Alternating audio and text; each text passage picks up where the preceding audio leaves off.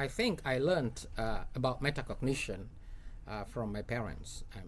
Ironically, my parents actually didn't have enough education. My father, for example, he only had 2 years of primary education, sekolah rakyat, and my mom only had like a 6-year elementary school, like education experience. But I learned it from them because they learn from other people who are metacognitive. So they implement a very disciplined life. Like in the morning, what time they would wake up, would go to the farm, would come back to have lunch, and what time they would go to bed. So I learned it from them. But of course, back then I didn't know that they were actually implementing metacognition.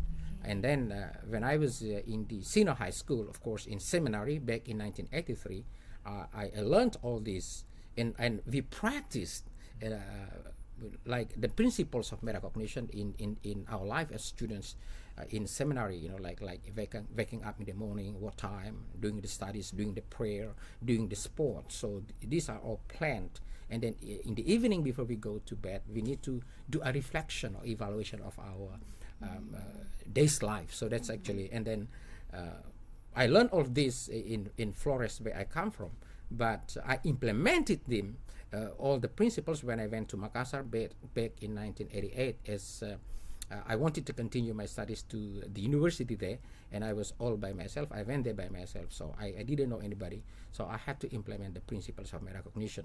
So like planning, monitoring my life, monitoring my studies, goal setting. Like in my room, I had a goal, what to achieve.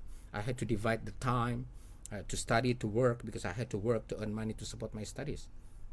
And all these principles that I implemented helped me to achieve my dream to graduate from the university back in 1988 and 1992. So I could graduate on time despite all the challenges. So I implemented this. But I didn't realize that I was actually implementing metacognition until I started my master's education in Australia in 1996. So I was exposed to these theories, not so much like a lot, but I recognized, this is what I had been practicing. And then when I did my doctoral study, of course, back in the year 2009, 2013, I actually specialized in metacognition and self-regulation. So this is in my personal life. In my professional life, of course, as a lecturer, I tried to implement the principles. For example, we need to be able as lecturers to implement what we call three dharma perguruan tinggi, or the three obligations of a lecturer at the university. That's teaching, researching, and community service. So we need to be able to divide our time effectively, to plan our activities, to plan our teaching, but also to monitor our teaching, to plan our research, monitor our research, to evaluate how we do research, how we do other activities, so that we can create a balanced life between the personal life and also the professional life, and also we can we can advance in our career as a lecturer. So Any other question?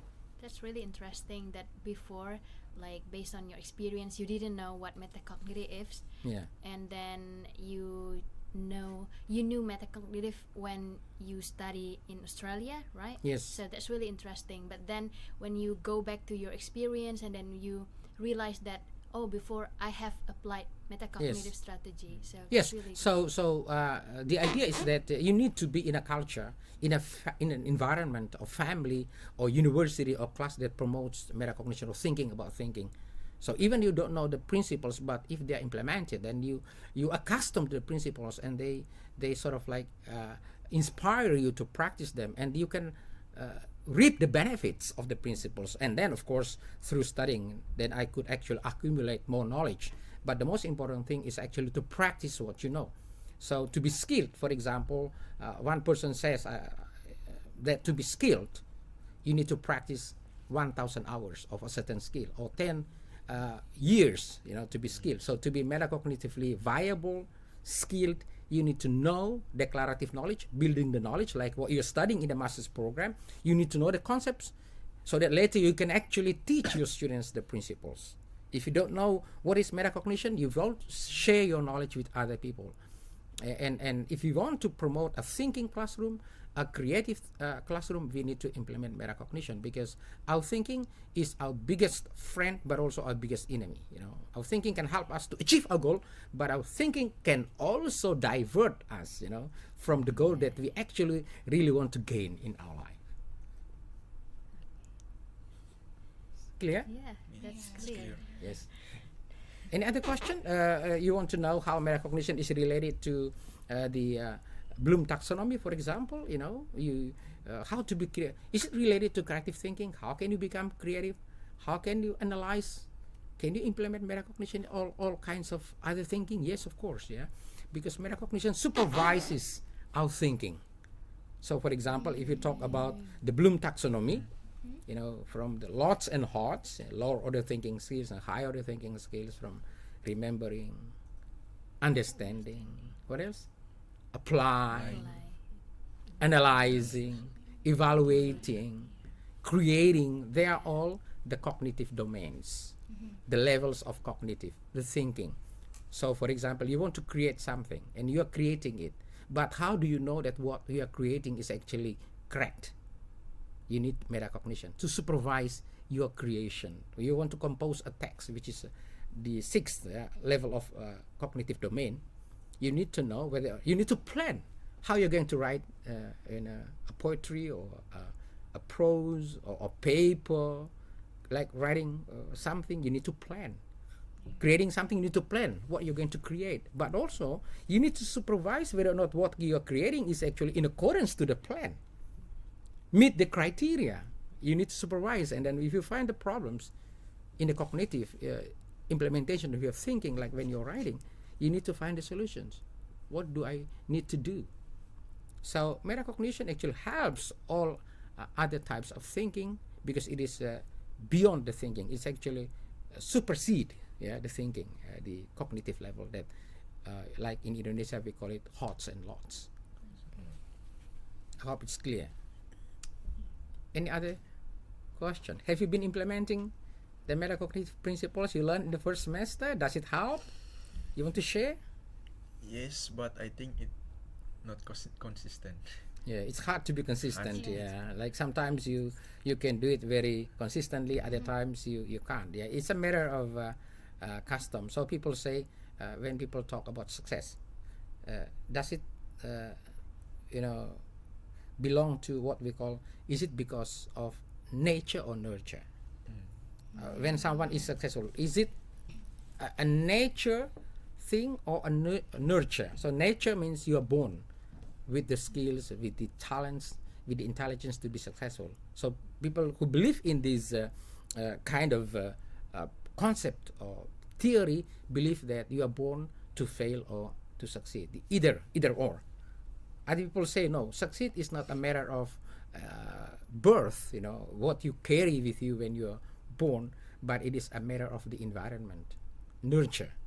So, for example, when you come to a place like in our place, the master's program, which encourage critical thinking, creative thinking, research and publication, and before you join the master program, perhaps you couldn't do these things, but because of the culture that we are trying to develop, then you develop these skills that you didn't know before. That is called nurture. But some other people say you're born with the ability to research, or you are brought up in a culture where research is actually developed. So in fact, success is actually a combination of the two. You need to be born with some abilities, but if you have some abilities, innate abilities when you were born with, however, if you grow up in a culture that doesn't support the development of your thinking, then all your natural talents and ability will disappear. If you go to a school that promotes only memorization, no thinking, no creativity, then your creative thinking as a child, because every child is very creative when you're born, when you're small. But once you go to school, many schools actually, have a culture, that dispromote your creativity, and you lost your creativity. When your curiosity is gone, because the education system doesn't support. You need to go to a school, a university where creativity, critical thinking, collaboration, and communication are actually promoted, like in our study program, in the master's program. And that way, when you graduate as teachers or lecturers, you will become thinking teachers, not memorizing teachers. You will promote thinking classroom, creative classroom, because you have it. You cannot give what you don't have.